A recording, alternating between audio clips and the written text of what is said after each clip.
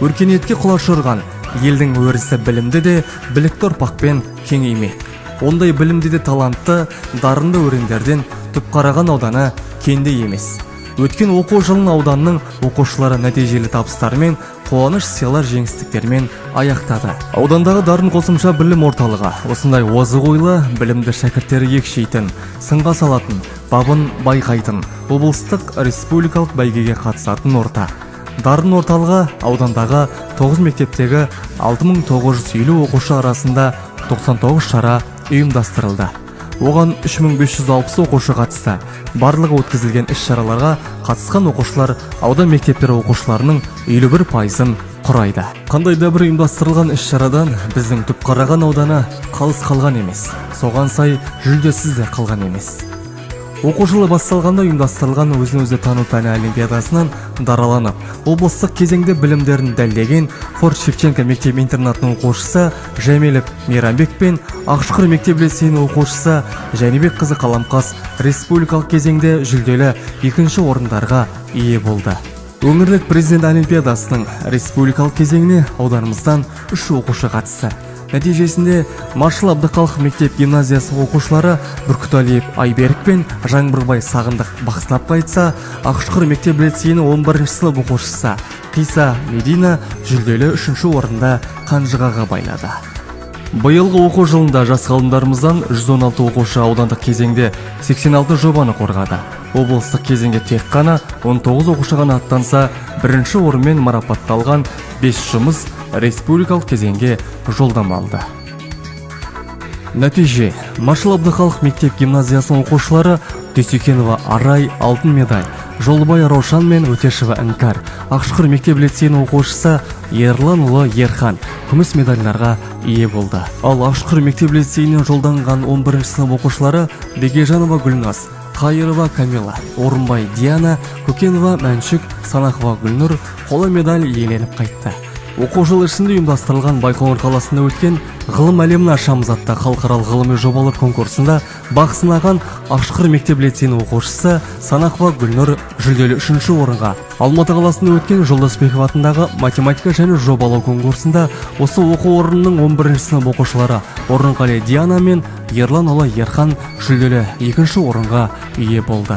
Республикалық зерттеушілік жұмыстары мен шығармашылық жобалар конкурсына Түпқараған ауданының жеке және топтық құрамда 5 жоба мен 9 оқушы қатысты. Кішкентай зерттеушілерімізде алдыңғы толқын аға апаларынан қалмай өз білімдерін Көкшетауда дәлелдеп берді.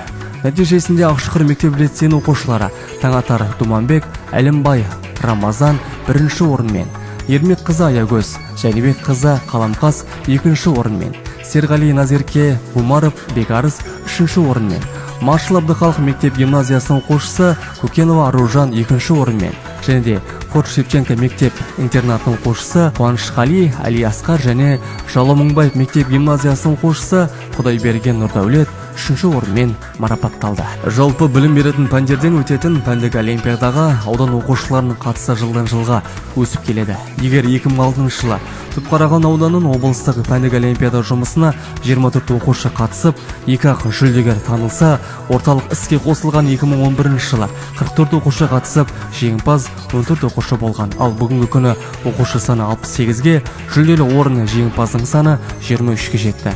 Республикалық кезеңге жыл сайын 5-7 оқушы үзбей қатысып келеді. Биылғы оқу жылының жеңімпаздары Ақшұқыр мектеп-лицейінің оқушылары Қартжанов Арман мен Сұлтанмұрат Сандуғаш құқық пәнінен, Азенова Саяжан Қазақстан тарихы пәнінен, Ақыл Айдана қазақ тілі мен әдебиеті пәнінен, Қайыр Еркебұлан география пәнінен қола медаль иегерлері атанды. Сонымен бірге олимпиада қорытындысында бұл мектептің командасы үздік ауыл мектебі 2018 атағына ие болды. Республикалық Қанипа Бітібаева атындағы қазақ тілі мен әдебиеті пәні олимпиадасына Түпқараған ауданы соңғы 2 оқу жылында оқушы қатыстырып келеді. Осы оқу жылында бұл білім сайысынан Ақшұқыр мектеп-лицейінің оқушысы Башаев Сүндет 2-ші орын, Маршал Абдықалықов мектеп-гимназиясының оқушысы Сұлтанова Дельфуза 3-ші орын жеңімпаздары болып оралды. Білім бәсекесінде майданға түсіп, бәйге алу сол ауданның білім беру саласының жұмысының айғағы. Осындай білім додаларының бірі республикалық жарқын болашақ олимпиадасына ауданнан Маршал Абдықалықов мектеп-гимназиясының оқушысы Таңбайұлы Айбар қатысушы болса, аудандағы орыс тілді Максим Горький атындағы мектеп-лицейінің оқушысы Сезаненко Дарья жүлделі 3-ші орын иегері атанды. Республикалық Сардар олимпиадасына қатысқан Ақшұқыр мектеп-лицейінің ұландары Алиханов Абзал 3-ші орынмен, Жақпаев Досжан арнайы сертификат иеленді. Бұл жетістіктер бабы келіскен оқушының ғана емес, дарында білімді шәкірттерінің шығармашылығын, білігін дамытуға, қызығушылығы мен жауапкершілігі жоғары ұстаздың, еңбекқор бапкердің де еңбегі екені даусыз. Білім арқылы шынайы жеткен жетістіктің тәтті дәмін татқан ақылды оқушы еш уақытта жеңістен құр қалмайды. Биылғы 2018 жылы ұйымдастырылған республикалық жамбыл оқулары байқауына қатысып, жүлделі 3-ші орынды иеленген мақтанышымыз Ақшұқыр мектеп-лицейінің оқушысы жас талант кішкентай ақынымыз Қанжарұлы Мәди Асқар республикалық Ақберен конкурсымен қадыр оқулары байқауынан жүлделі 2-ші орынмен оралды. Маңғыстаулық ақынымыз Нұрлан Мусаевтың облыстық ақындар мектебіне қатысушы жас өнерпаз болашағынан көп үміт күттіретін жас болып өсіп келеді. Ұстаздары мен ауданның білім саласы жас ақынына дән риза. Рухани жаңғыру бағдарламасы аясында Астана қаласында Махамбеттің мұрагерлеріне арналған Махамбет Өтемісұлының ерлік істерін үлгі ету мақсатында өткен Ұлы дала ұрпағы атты республикалық байқауда Ақшұқыр мектеп-лицейінің оқушылары қатысып, жүлделі 1-ші орынды иеленді. Орталықтағы үйірмелер жұмысы да нәтижесіз емес. Республикалық отбасым аялы Алақан мекені атты сырттай фото және көркем сурет байқауында Алтынғали Арайлым, Оразғали Асема 1-ші орынды иеленді. 2018 жылының 23 ақпанында Алматы қаласында өткізілген Абайдың асыл мұрасы атты республикалық Абай Құнанбайұлының қара сөздерін жатқа оқу сайысында Шақты орта мектебінің оқушысы Бейбітбек қызы Айгәрім және де Жапарова Жаңылқан 3-ші орынды иеленді. 2018 жылдың 3-4 наурыз күндері Алматы қаласында 2-ші республикалық Аналар асыл жандар атты ән-би байқауына Ақшұқыр мектеп-лицейінің 5-7 сынып оқушылары қатыстырылып, жүлделі 1-ші, 2-ші орындарды иеленді. 2017-2018 оқу жылында орталықтағы туризм және өлкетану бөлімінің жұмысы да қаншайып өз жұмысын облыстың білім ошақтарымен бөлісіп, осы саладағы тірек аудан ретінде семинар тренингтер өткізді. Бұл салада аудан оқушылары облыстық деңгейде ұйымдастырылған 10 шараға қатысып, жүлделі орындардан көрінуде. Ғұбайдолла Айдаров атындағы номері 1-ші мектеп-лицейінің 7-ші сынып оқушысы Түйбаев Бақтияр республикалық техникалық шығармашылық және өнертапқыштар байқауының Ақшұқыр мектеп-лицейінің 10-ші сынып оқушылары Қуанала Зарина, Шомболова Әсем және Максим Горький мектеп-лицейінің 8-ші сынып оқушысы Мизанбаева Ақбота республикалық табиғатты аяла жас өлкетанушылар, экологтар мен табиғат зерттеушілер форумының сонымен қатар Маршал Абдықалықов мектеп-гимназиясының 10-ші сынып оқушысы Алтыбай Берекет ұлы өнертапқыштыққа алғашқы қадам инновациялық идеялар байқауының республикалық кезеңдеріне жолдама алды. Облыстық менің отаным Қазақстан туристік экспедициялық сұяттың бас жүлде жеңімпазы болып, биыл тағы да аудандағы Максим Горький мектеп-лицейінің оқушылар танылып, осы жуырда өтетін республикалық кезеңге дайындалуда. Мағжан оқуларының облыстық кезеңінің жеңімпазы болып танылған Маршал Абдықалықов мектеп-гимназиясының оқушысы Мұхамединова Лаура республикадан 1-ші орынмен оралса, Абай оқулары бойынша Шақты орта мектебінің оқушысы Дүйсенов Наурызбек республикалық кезеңге жолдама алып отыр. Бастауыш сынып оқушыларының білім нәтижесін сынға салатын бастауыш сыныптар олимпиадасы мен бастау математикалық турнирі болса, соңғы 3 жылда республикалық бастау турниріне Түпқараған ауданынан үздіксіз оқушы қатысып келеді. Биылғы жылы Максим Горький мектеп-лицейінің тобы республикадан ынталандыру сыйлығымен оралды.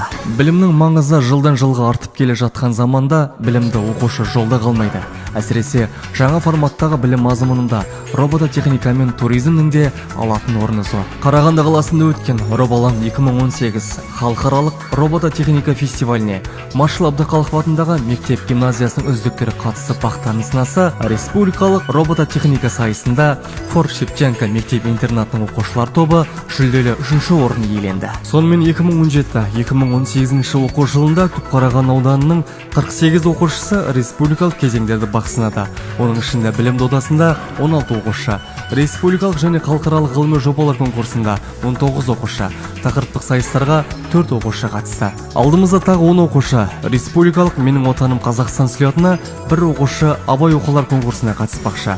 Сонда 2017-2018 оқу жылында біздің 66 оқушымыз Маңғыстау облысының намысын республикада қорғады. Жүлделі орындарға ие болып, Маңғыстау облысының білім саласының жетістіктер қорына үлес қосты. Жас ұрпаққа сапалы білім мен саналы тәрбие беру жолында өз үлесін қосатын бірден-бір орын ол әрине мектеп. Ал жаманнан жирентіп, жақсыға үйрететін, болашағына бақыт бағдар беріп, әр шәкірттің жүрегіне орын таба білетін ізгі жан ол мұғалім.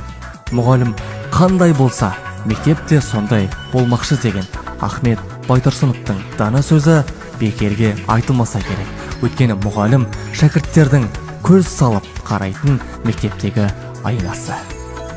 Осындай дарынды ұл-қыздарымызды үйден баптаған ата-анаға, мектептен бабын келістірген ұстаздар қауымына үлкен ризашылығымызды білдіре отырып, аудандық дарын қосымша білім орталығының ұжымы 2018-2019 оқу жылында да шәкірттеріміздің білім саласына қосар жарқын үлестері көбейе берсін деген ақ тілектерін жолдайды.